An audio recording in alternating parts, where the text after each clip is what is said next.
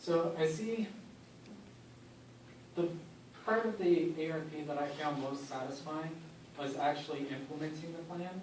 Even though it didn't go as planned, I liked actually being at that point. And I was also happy to see the chapters in the ARP be completed. The timing of the implementation wasn't as planned, but that's okay. And also some personal reflection. I found the original spot to be quite daunting. I know it seems like a lot of work, 3 hours a week, 40 to 60 pages, but once you get started, it really flies right by. So I'm just going to wrap it up by saying thank you. And I also wanted to make some recognition. I wanted to thank Roger, who helped with all the editing. I also wanted to thank Mark as well for giving me different perspectives. I wanted to thank my wife for being understanding all the time being spent on this, and also my family, because I could have been spending time with them, but I was putting it to more information onto this. So. Okay, so now for some questions. Anyone have any questions? You know, there's got to be at least one. That's great job, Eric. I just had a question. I was curious about the surveys for employee, you did on employee trust. What did that look like? Well, there were two different, well, there were, I think, 7 questions in all. It was more to do with how stressed they felt before going on vacation, how they felt after vacations, during vacations, and also if they feel if the backup plan was implemented, how it would affect their results for the day sales outstanding. And this was actually done for the departments, but unfortunately it wasn't able to be done for the individual person that was being implemented on. The results were favorable that about having the backup plan, but they felt that it wasn't necessarily tied into the results. So they didn't see the results of the DSO being affected as much.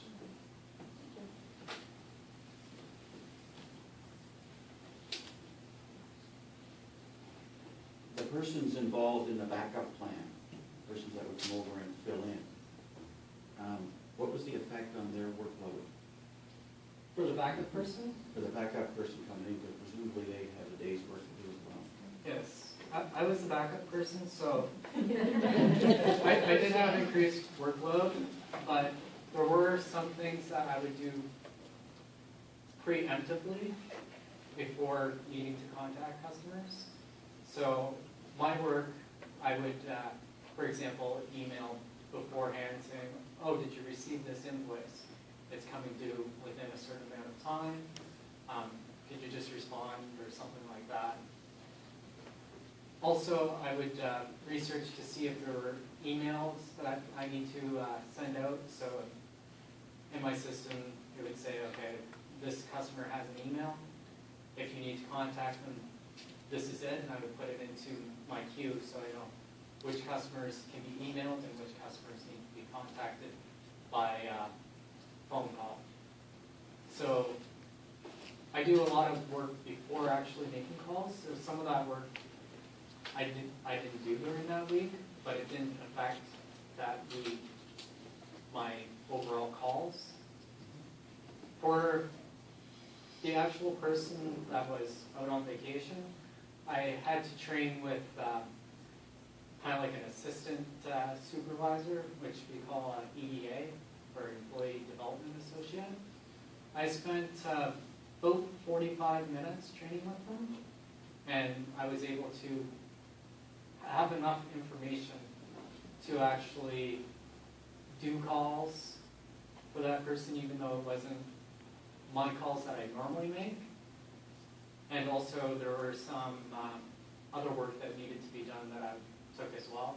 It was an increased workload, but I found it to be manageable.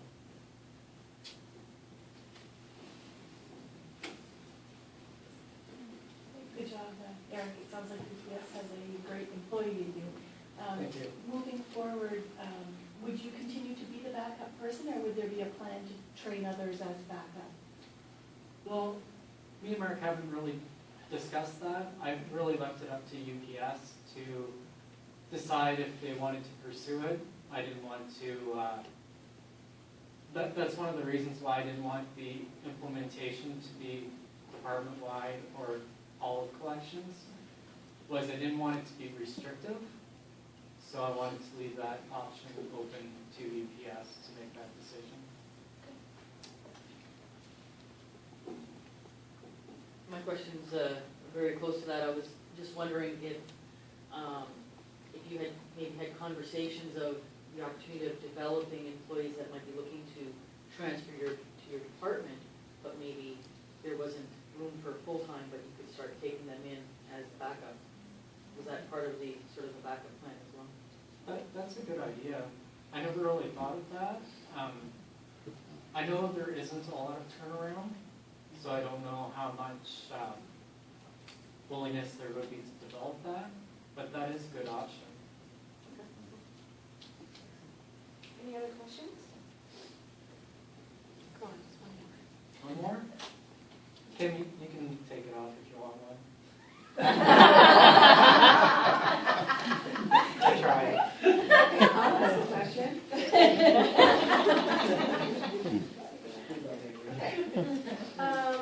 You talked about the stress level of employees being measured Yes. or analyzed, and how was that done, based on the 7 questions that you asked?